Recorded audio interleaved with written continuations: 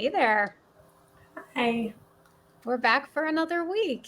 Welcome, everyone. Excited to be here. Yeah, absolutely.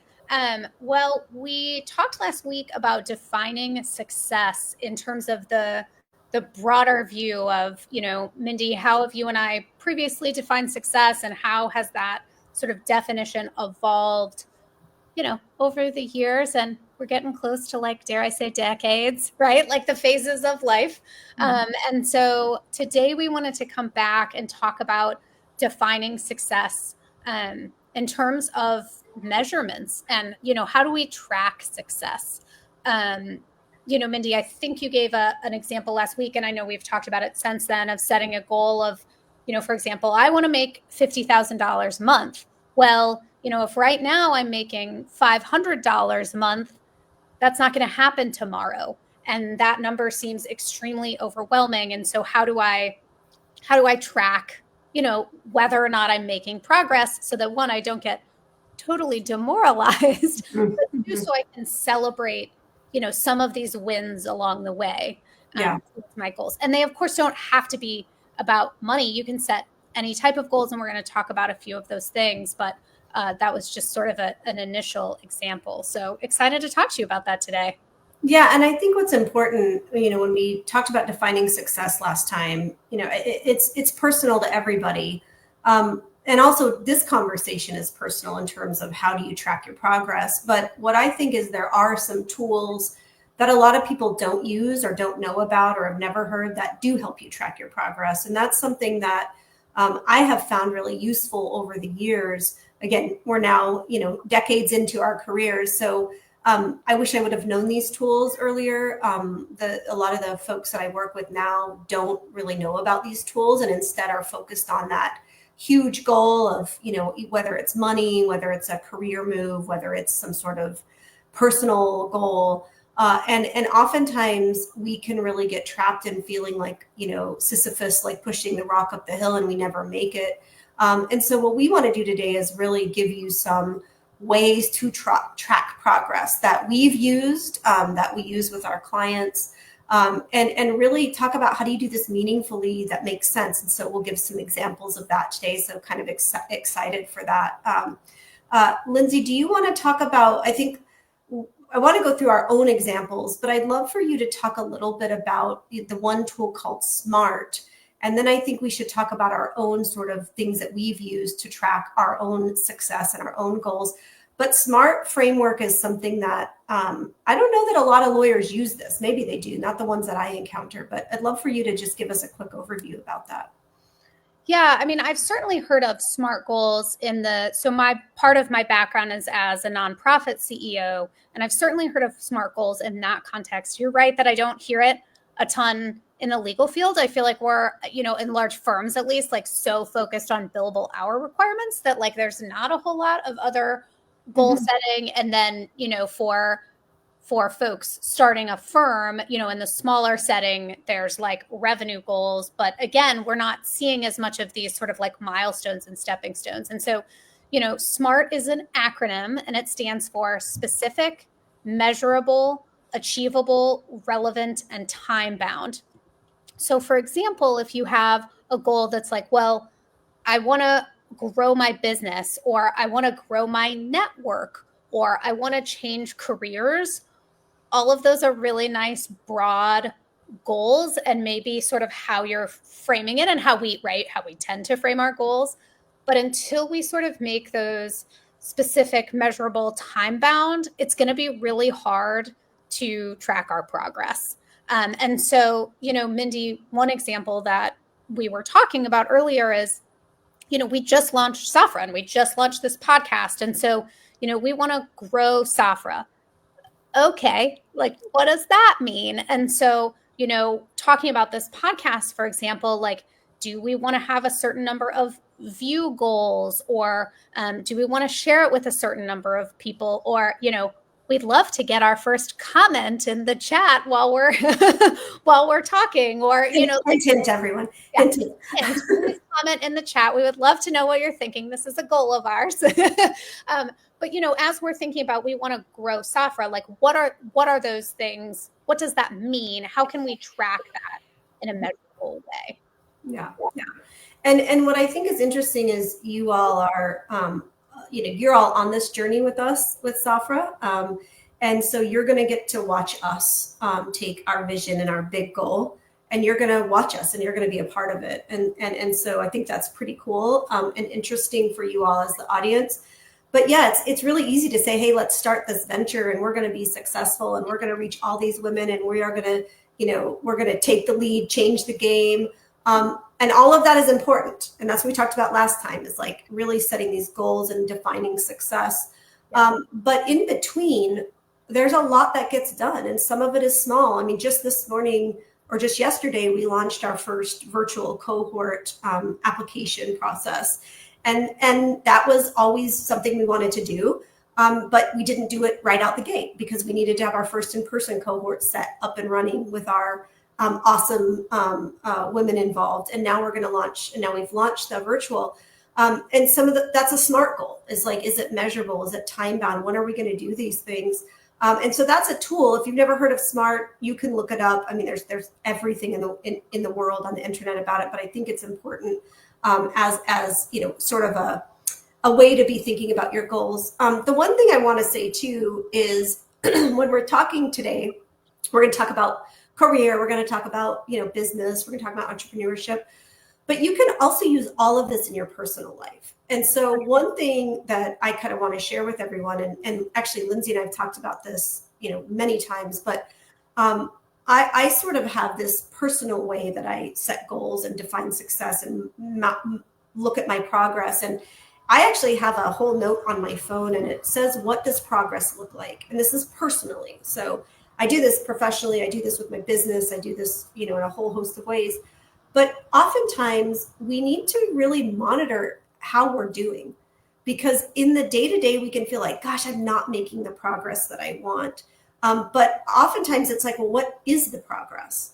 And so, one thing that I had to do last year after going through quite a really stressful experience was I had to say, like, what does progress look like for me personally? And it wasn't that I'm happy and everything's wonderful at the end, like there is some end to the stress of life. But I started writing down things like, I am getting 3 weight workouts in a week. I am sleeping for 7 to 8 hours a night consistently. I am X, Y, and Z. And I had these markers of progress, because when I felt like nothing was changing or nothing was going my way, I could go back to this list and be like, hey, actually, I'm making some progress. And so what we want to talk about too is like, this can all be applied personally, but professionally, we have to do that too, because a lot of us are really ambitious. We want to become a partner in a firm. We want to be an entrepreneur. We want to, bring in $2 million to our firm. We want to make $50,000 a month. And those are all fantastic goals. But we also have to be kind to ourselves in the process, that typically you don't say, I want to do X, and the next day you're there. Yeah. It's important to say, I want to do this thing, because you need to put it out in the universe, but then you have to take those steps to get there. And what we want to talk about is how to measure that progress. Yeah. And I mean, I always think of it as like, you can make your goals, like set the big goal and then make it as micro as you can. I mean, a good example of this is the billable hour requirement, although I've never worked in that setting, and, billable hour requirements sound very taxing, but that's exactly why you would do this. So let's say that you want to bill 2,000 hours in a year. Well, if you work, let's say that there's like 4 weeks of PTO, so that's 48 weeks a year. So what's 2,000 divided by 48? That's the number of hours in a week that you want to bill.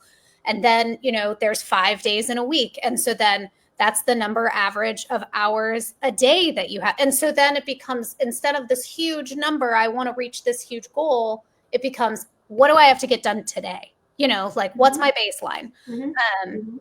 And then, from there, what I like to do is I like to set, a baseline goal for whatever it is, and say, this is really what I think I can achieve.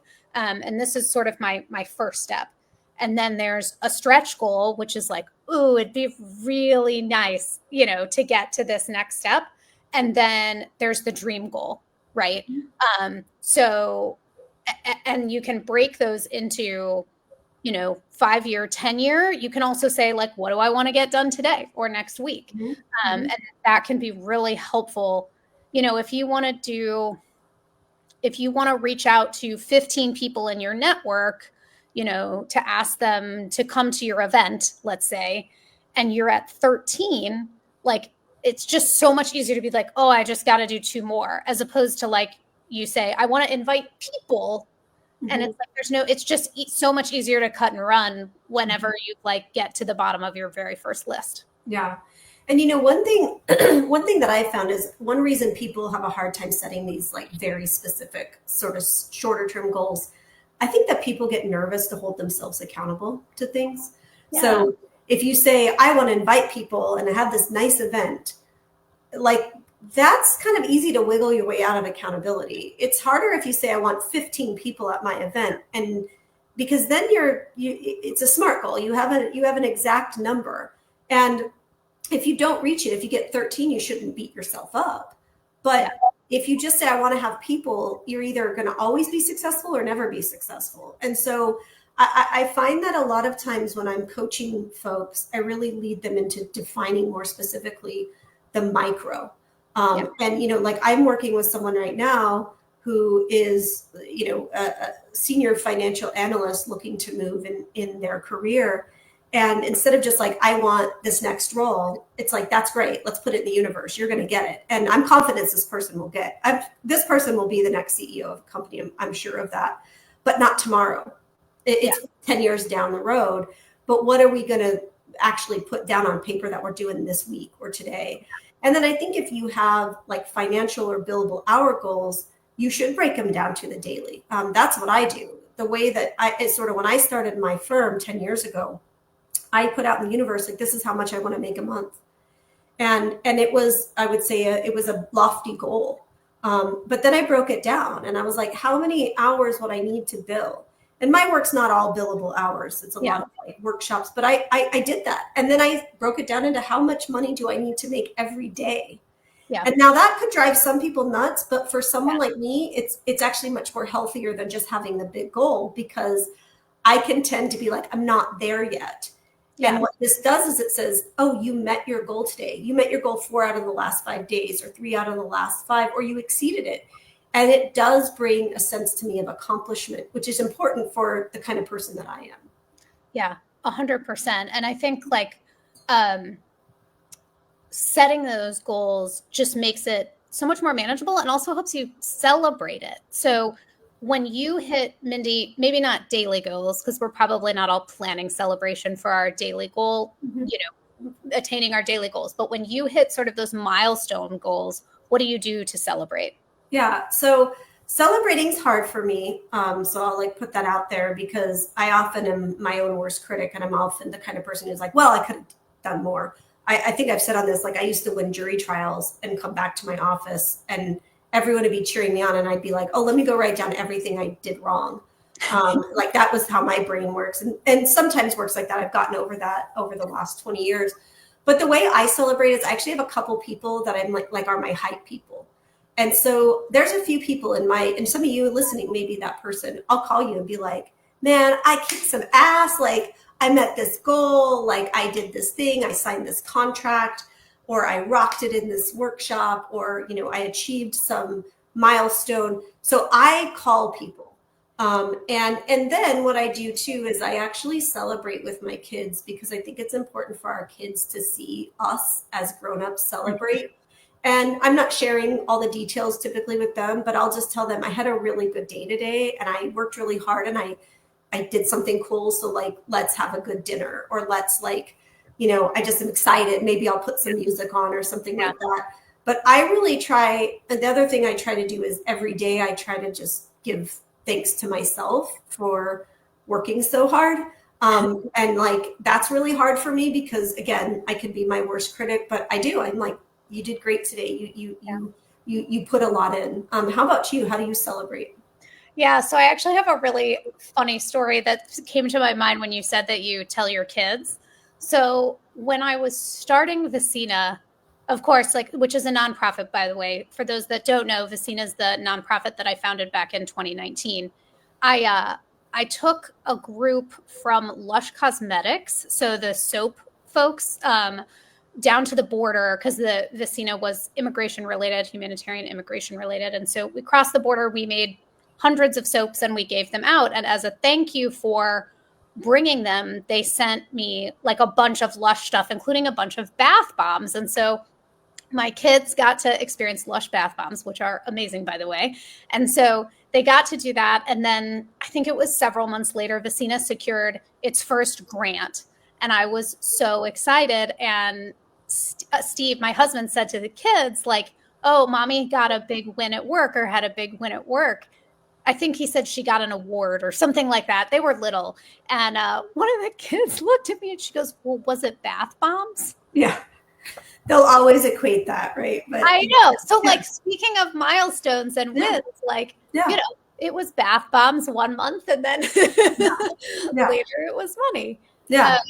And just sort of like, you were talking a moment ago, about the SMART goals and the daily goals. And it does not have to be monetary or revenue driven. I mean, take Safra, for example. We want to grow Safra and grow our network. Those goals will be, speaking engagements, including like how many do we want to do? Who's going to do them? What are some big places and conferences where we could speak or apply to speak that would be like an awesome goal to get to speak there? How many events do we want to host? Things like that, and breaking them down. I mean, Mindy, every time you and I meet, we always, at the end of our meeting, we're like, okay, what are the action items? Who's going to do them and by when? And like, we're setting, and those are just tasks, but it's like these tiny little goals that sort of push us forward. And it's surprising to me. I find myself hearing from people that are like, oh, well, we have this meeting and people agree to do stuff and then nobody ever does it.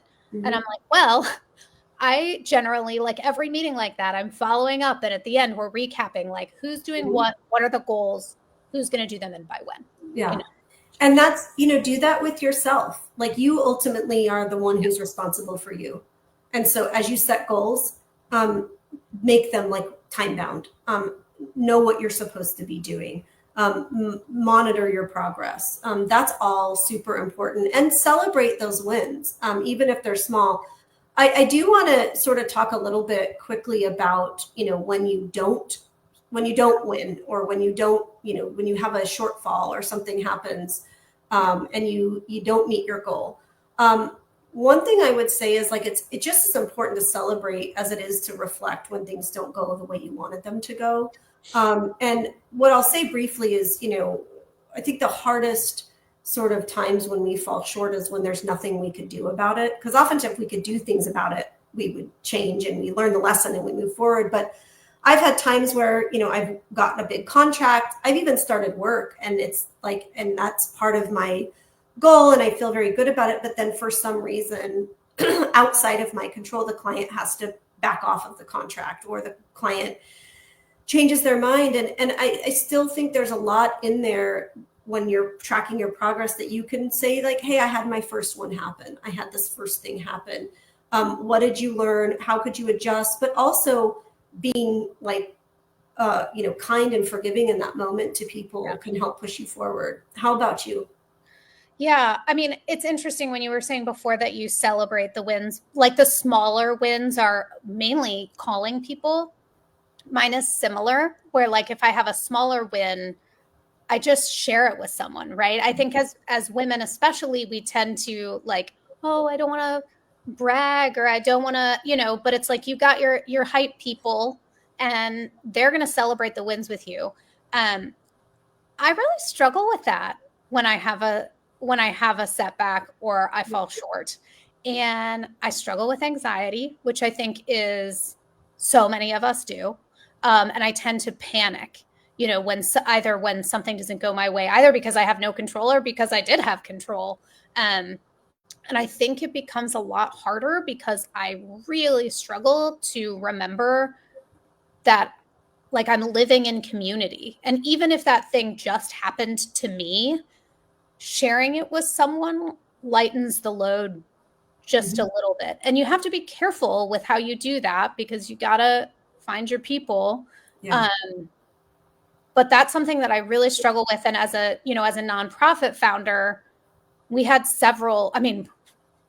we had so many crises, whether it was like humanitarian crisis in the world that affected our work. We had, some funding crises. Certainly many nonprofits are going through funding crises now, where I'm like, oh my gosh, we just lost this funding. I have 2 months to figure out like how to sustain this project or this organization. And I would panic. And I remember it always took me a while. And then when I finally got to the point where I was like ready to really reach out for help, I would have conversations and I would be like, oh my gosh. Yeah. Why didn't I do, like it's just so silly, but it really is something that I struggle with. Yeah. And I think it's so important because, we're talking about success. We're talking about these markers. You're not always going to hit them. And you do have to have your people you go to. There's this quote that says, shared pain is lessened, shared joy is increased. And so I think the point of that is share. And I think when you lose a deal or you lose funding or you don't get the promotion or you don't bill what you wanted to or whatever the sort of loss is, find your people. And it's not everyone. Be careful. No. It's not everybody. No, it is not. Yeah. But I think it's important because it also is, you'll find those hype people around you who will pump you up. So as we sort of wrap up, keep in mind SMART goals, look it up if you haven't, comment and maybe we can talk about it again. Have your baseline stretch and dream goals, and then really find, some milestones, mini milestones, could be daily, could be weekly, quarterly, that you're going to track your progress. So you can go back and say, hey, I am making progress. So that's about being kind to yourself. Like, you are making progress. You are getting to that goal. We watch it with what we're doing with Safra and we celebrate it and we're excited about it. And we're not trying to do it all at once. And I think to the audience, Lindsay, do you have like a encouragement for the listeners? Yeah, absolutely continue to have grace with yourself. We'd love to hear if you have a milestone within the next week. We'd love to hear it. Or if you've set a dream goal for yourself, we'd love to hear that as well. But keep going and find your community, because setting dream goals and saying them out loud is really one of the critical ways to go forward and achieve them.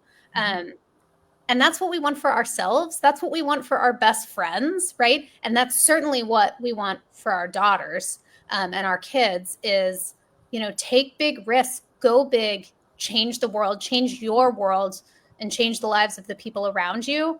And we can only do that by dreaming big and bringing our people with us. So yeah. And success is so much more fun when you get to talk about it with people and you got a cheering section. So thanks everyone for joining us. We'll see you next week. Same place. Join us, invite your friends, and we'll see y'all back here soon. Awesome. Bye. Thanks everybody. Have a good one.